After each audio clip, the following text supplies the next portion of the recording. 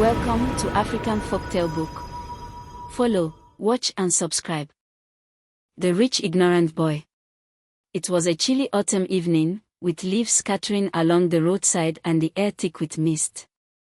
Three girls, Sarah, Mia, and Aisha, were headed home after an evening of laughter, sharing stories and dreams. They had been friends since childhood, a trio that seemed inseparable, bound by memories, plans, and an unspoken understanding of each other's thoughts. The road they were on was quiet, a rural stretch of highway surrounded by thick trees and only dimly lit.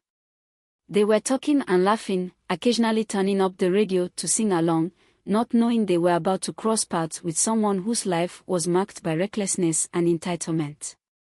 Across town, the son of a local tycoon, Derek Blake, had spent the evening drinking at a club, joined by friends who laughed at his wild stories and encouraged his excesses. Derek was well known for his reckless nature, a product of his father's wealth and influence.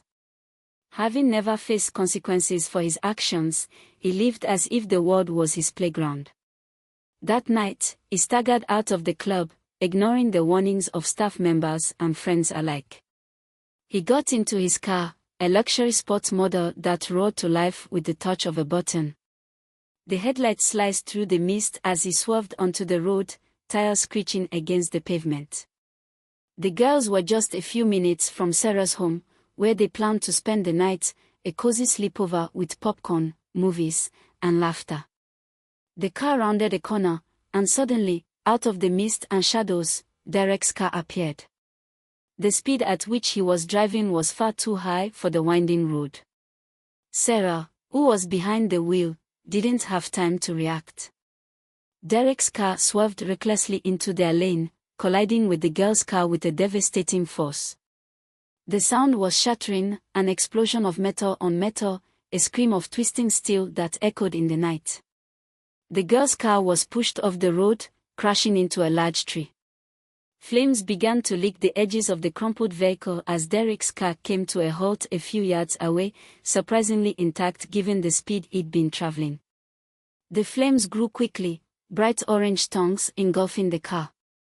Sarah, Mia, and Aisha were trapped, unconscious from the impact, unaware of the peril that was quickly consuming them. The heat intensified, and with it, the flames spread with terrifying speed, fueled by the leaking gas. In mere moments, the car was fully ablaze. Derek stumbled out of his car, shaken but uninjured. He stood for a moment, staring at the burning wreckage, his face pale. In that instant, he knew the weight of what he had done. But as the first hint of remorse crept in, they quickly gave way to panic.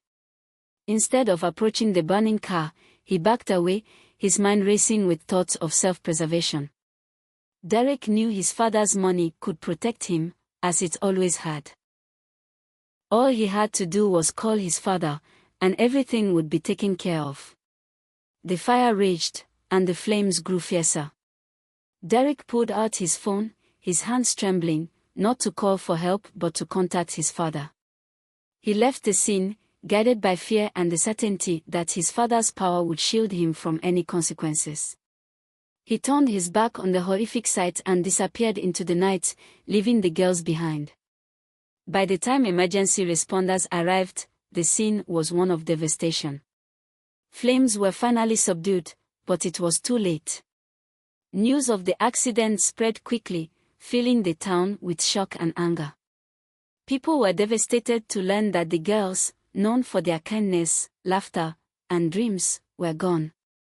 Their parents were inconsolable, left with an emptiness that words could not touch.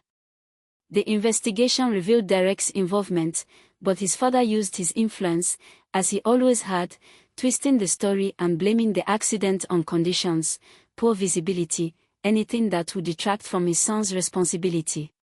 But the people of the town knew the truth.